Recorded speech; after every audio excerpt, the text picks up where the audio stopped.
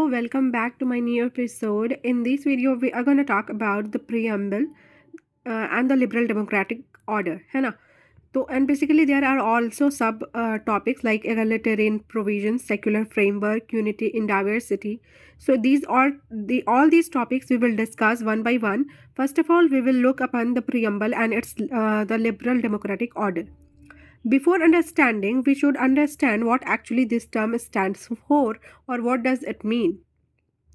So, liberal. What does it mean? It says that limited government that has no right to infringe the rights and the freedom of people. There is a freedom of action, expression and dissent is also tolerated. तो सबसे पहले इसको समझते हैं कि limited government that has no right to infringe the rights and the freedom of people. तो ऐसी government जो कि लोगों के राइट्स का हनन ना करती हो बल्कि उसे सपोर्ट करती हो, है ना, और इनकरेज करती हो. और वो कैसे शो होता है कि लोगों के पास एक्शन, फ्रीडम ऑफ एक्शन है, एक्सप्रेशन है और भी बहुत सारे राइट्स हैं, फंडामेंटल राइट्स, और डेसेंट को भी टॉलरेट किया जाता है. तो this actually what liberal means. After that the democracy which we have been also studied from our previous classes, so very much of most of you were familiar from this term. So let me revise it once again. So this term derives from the Greek word demo and kratia, which word together means the people's power. So before understanding what actually liberal democratic order is, I make sure that you should understand these two the words separately. Liberal and democracy, जो कि मैंने अभी समझा दिया. तो basically अगर overall देखा जाए, लिबरल डेमोक्रेटिक ऑर्डर का मतलब होता है कि ऐसी प्रजातंत्र, ऐसी सरकार जो लिबरल हो, जो लोगों के राइट्स को हनन ना करती हो बल्कि वेरियस टाइप्स ऑफ अपॉर्चुनिटीज़, है ना, लोगों को प्रोवाइड करती हो. अब देखिए, यहाँ पर सवाल ये उठता है, मे बी आप लोगों के मन में भी आ रहा होगा कि हमने यहाँ पर जो टर्म है लिबरल डेमोक्रेटिक ऑर्डर क्यों यूज़ किया है, सिर्फ और सिर्फ डेमोक्रेटिक ऑर्डर या सिस्टम यूज़ क्यों नहीं किया, है ना. तो इसके पीछे का रीज़न ये है कि यहाँ पर ना बहुत सारी डेमोक्रेसी के टाइप होते हैं. जैसे कि इलिबरल डेमोक्रेसी भी होती है, जहाँ पर जो लोगों के राइट्स होते हैं वो प्रोटेक्ट नहीं किए जाते. तो इसका आंसर ये हो जाएगा कि why we use the term liberal democratic order, why not just democratic system. So because there were many illiberal democracy where people's rights were not protected. और वहाँ पे ऑफन क्या होता है कि सरकार की सुप्रीमेसी होती है और साथ ही साथ chances of suppression of minorities भी हो जाती हैं. माइनॉरिटीज़ को सप्रेस किया जाता है मेजोरिटी के द्वारा. ये इलिबरल डेमोक्रेसी में होती है.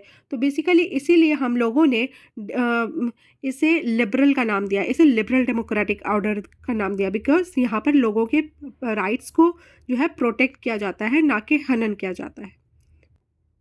अब तक हमने पढ़ लिया what liberal means, what democracy means, this word together liberal democratic means क्या होता है. तो अब हम पढ़ेंगे कि ये जो डेमोक्रेटिक सिस्टम है मोस्टली हमारे इंडिया में भी है, तो इसका टाइप्स क्या है, इसके स्ट्रक्चर्स क्या है, इसके फंक्शंस क्या है. तो वन बाय वन हम इस पर जाएंगे. तो सबसे पहले अगर हम देखें टाइप्स या बात कर ले structure features of democratic system की, तो सबसे पहले जो है हम बात करेंगे 3 टाइप्स ऑफ गवर्नमेंट की, जो कि होती है presidential, parliamentary and semi presidential, या उसको बोल सकते हैं combination of two. Combination of two यानी कि बोथ प्रेसिडेंशियल और पार्लियामेंट्री पाई जाएगी, तो उसको सेमी फॉर्म ऑफ गवर्नमेंट कहते हैं, सेमी प्रेसिडेंशियल गवर्नमेंट. तो सबसे पहले हम प्रेसिडेंशियल फॉर्म को देखेंगे. इसमें क्या होता है कि हेड ऑफ द स्टेट और जो गवर्नमेंट, स्टेट का हेड और गवर्नमेंट का हेड, वो दोनों एक ही पर्सन होता है, that is president. For example in the United State of America there is presidential form of government. The powers were not divided there, है ना. इन द सिमिलर वे, तो इसको कह सकते हैं हम लोग प्रेसिडेंट के पास सारा पावर होता है, तो इसके पास कह सकते हैं कि सिंगल एग्जीक्यूटिव होता है. और वही चीज़ डुअल एग्जीक्यूटिव या डबल एग्जीक्यूटिव जो पार्लियामेंट्री फॉर्म ऑफ गवर्नमेंट में होता है.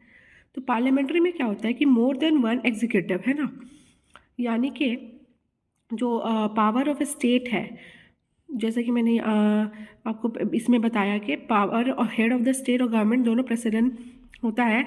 In the similar way parliamentary form of government में हेड ऑफ द स्टेट तो प्रेसिडेंट होता है, but the head of the government is not president, वो प्राइम मिनिस्टर होता है। That's why here I have written that here one more than one executive dual heads होते हैं, president prime minister. President लिखा हुआ है head of state country, the first civil क्या बोलते हैं person of a country is president, है ना। और the head of the government किसे कहेंगे, प्राइम मिनिस्टर को। तो ये थी presidential and the parliamentary. Now we will see the semi presidential जिसको कॉम्बिनेशन ऑफ द टू कहते हैं। तो सेमी प्रेसिडेंशियल में मेनली क्या होता है कि मिक्स्ड फॉर्म ऑफ गवर्नमेंट होती है, प्रेसिडेंशियल और पार्लियामेंट्री दोनों की झलक होती है इसमें। इसको ऑफन अक्सर हम लोग हाइब्रिड फॉर्म ऑफ गवर्नमेंट भी कहते हैं, ठीक है ना, मिक्सचर। तो president and PM elected by people. तो इस फॉर्म ऑफ गवर्नमेंट में लाइक सेमी प्रेसिडेंशियल में प्रेसिडेंट और जो पीएम होते हैं वो लोगों के द्वारा डायरेक्टली चुने जाते हैं। और ये डायरेक्टली चुनने का रिवाज किस फॉर्म ऑफ गवर्नमेंट में होता है, तो प्रेसिडेंशियल फॉर्म का फीचर है ये, है ना, जो कि सेमी प्रेसिडेंशियल में ही पाया जाता है। तो president PM elected by people directly, ये होता है presidential form of government. After that the power is divided between president and prime minister. जो पावर होती है वो सिंगल एग्जीक्यूटिव के पास नहीं रहती, सिर्फ प्रेसिडेंट के पास नहीं होती, बल्कि वो डिवाइड होती है प्रेसिडेंट और पीएम के पास में। तो इससे हम क्या इससे जो है हाईलाइट हो रहा है कि ये पार्लियामेंट्री फॉर्म ऑफ फीचर का कुछ है ना है। तो पीएम और cabinet is accountable to the legislature, जैसे कि फ्रांस में होता है और इंडिया में होता है। तो जब पावर डिवाइड हो रहा है प्रेसिडेंट और पीएम के बीच में, तो ये किस चीज़ को सिंबल है, क्या दर्शा रहा है, तो ये दर्शा रहा है कि ये पार्लियामेंट्री का फीचर है। तो हमने देखा कि कैसे सेमी प्रेसिडेंशियल जो कि कहा मिक्स्ड फॉर्म ऑफ गवर्नमेंट है, इसमें दोनों तरीके से गवर्नमेंट काम करती है, प्रेसिडेंशियल फॉर्म से भी पार्लियामेंट्री फॉर्म से भी।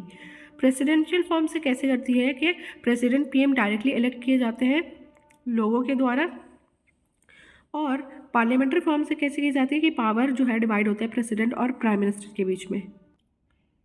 अब हम बात करेंगे कि क्या लिबरल डेमोक्रेसी के पास डायरेक्ट डेमोक्रेसी होती है या इनडायरेक्ट डेमोक्रेसी, प्रत्यक्ष या अप्रत्यक्ष। तो इसका जवाब है कि दोनों हो सकता है ना, डायरेक्ट भी और इनडायरेक्ट भी। अब कैसे, अब जैसे डायरेक्ट डेमोक्रेसी का मैंने एक एग्जांपल से समझाया कि स्विट्ज़रलैंड में क्या होता है कि पॉपुलर रेफरेंडम होता है, ठीक है। तो अगर वहाँ पर मान लीजिए कोई पिटीशन साइन होती है अगेंस्ट लॉ, और उसके बाद वो जो पिटीशन को रिक्वायर्ड नंबर ऑफ सिग्नेचर्स मिल जाते हैं, यानी ज़्यादा नंबर्स ऑफ मैक्सिमम लोग उस चीज़ पर वोट करते हैं, तो वो जो लॉ है पर पब्लिक वोटिंग, उस लॉ पर जो है ना पब्लिक वोटिंग की सकती है या प्लेबिसाइट किया जा सकता है। तो सबसे पहला फीचर हमने ये फॉर्म ऑफ गवर्नमेंट्स के बारे में पढ़ा। अब हम सेकंड फीचर जानेंगे डेमोक्रेटिक सिस्टम का। या तो सेकंड फीचर आता है रूल ऑफ मेजॉरिटी, है ना। और अब जो डेमोक्रेटिक सिस्टम में रूल ऑफ मेजॉरिटी का ये फीचर है, तो इसका मतलब ये होता है कि डेमोक्रेटिक कंट्री में, कोई भी प्रजातंत्र कंट्री में फ्री एंड फेयर इलेक्शंस होते हैं, जहाँ पर लोग अपने रिप्रेजेंटेटिव को चुनते हैं, है ना, वोटिंग के द्वारा, और वो उन पर अगले आने वाले 5 सालों तक या जितने भी साल का टेन्योर, जिस हिसाब से वो पोजीशन के लिए वोट किए होते हैं, उस हिसाब से वो उस टेन्योर तक रहते हैं। तो रूल ऑफ मेजोरिटी में यही आएगा कि each persons have their right to give votes and free and fair elections होते हैं, ताकि every persons got the right to represent his her capabilities to run the government. उसके बाद रिप्रेजेंटेटिव गवर्नमेंट होती है। रिप्रेजेंटेटिव गवर्नमेंट के लोगों के द्वारा जो चुनी जाती है, और जब वो चुन ली जाती है तो उनका जो टेन्योर होता है रन करने का वो फिक्स्ड होता है ना। देन तीसरी हमारी फीचर्स है बाई पार्टी और multi party system. It is one of the most important, because जो डेमोक्रेटिक कंट्री होती है वहाँ पर सिंगल पार्टी रूल नहीं करती, वन पार्टी रूल नहीं होता, बल्कि मोर देन वन पार्टी, या फिर हम मल्टी पार्टी कह सकते हैं, वहाँ पर मल्टी पार्टी सिस्टम होते हैं। इसका बेस्ट एग्जाम्पल हमारा कंट्री इंडिया खुद है ना। यहाँ पर various types of parties, INC Indian national Congress, BJP, तो इस तरीके से बहुत सारी पार्टीज़ हैं जो कि है ना। जो कि अपने जब इलेक्शन का टाइम आता है तो वो अपने पार्टीज़ में अपने अपने हेड को मतदान करते हैं, वोट करते हैं। उसके बाद हमारा उसके बाद राइट टू वोट पाँचवा है। राइट टू वोट भी बहुत इंपॉर्टेंट है कि क्योंकि जैसे मैंने पिछले वीडियो में बताया था, आप अगर थोड़ा पीछे जाकर देखें तो इलिबरल डेमोक्रेटिक कंट्रीज़ भी होती हैं जहाँ पर लोगों के राइट्स को छीन लिया जाता है। So according to universal adult franchise, the person who were above the age of 18 have the right to give vote, है ना। तो these type of feature also present in our democratic form of government। और universal adult franchise की बात करें तो हमारे संविधान के द्वारा आर्टिकल 326 में यूएएफ ग्रांट किया गया है। उसके बाद फीचर्स क्या है डेमोक्रेटिक सिस्टम का कि प्रोटेक्शन ऑफ इंडिविजुअल लिबर्टी। अब ये है कि अगर डेमोक्रेटिक कंट्री है तो गवर्नमेंट रन तो वो कर रही है, मगर साथ ही साथ गवर्नमेंट सिर्फ जो है ऑफिशियल प्रोसेस को गवर्न करने का या उसको सिर्फ एग्जीक्यूट करने का काम नहीं है, बल्कि लोगों के अधिकार को जो है ना प्रोटेक्ट करने का भी है। तो हमारे कैसे कैसे राइट्स दिए गए हैं, जैसे कि 7 फंडामेंटल राइट्स हैं हमारे पास। उसमें से कुछ मैंने लिखा है कि right to life and personal liberty. Right to life personal liberty हमारे संविधान में आर्टिकल 21 में दिया गया है। फिर राइट टू एक्सप्रेशन की हम अपने बिलीव्स, फेथ, रिचुअल्स, जो भी ये चीज़ हम जिस पर यकीन करते हैं उसको हम फॉलो कर सकते हैं। Right to manage religions affairs according to article 26। तो ये सारे कुछ फीचर्स थे। और भी फीचर्स हैं जैसे कि protection of minority interest. Minority interest की प्रोटेक्शन की बात हमारे संविधान के आर्टिकल 29 एंड आर्टिकल 30 में भी की गई है कि प्रोटेक्शन ऑफ इंडिविजुअल लिबर्टी तो देनी चाहिए, साथ ही साथ माइनॉरिटी लोगों को के इंटरेस्ट को भी जो है प्रोटेक्ट करना चाहिए। फिर फ्रीडम ऑफ प्रेस।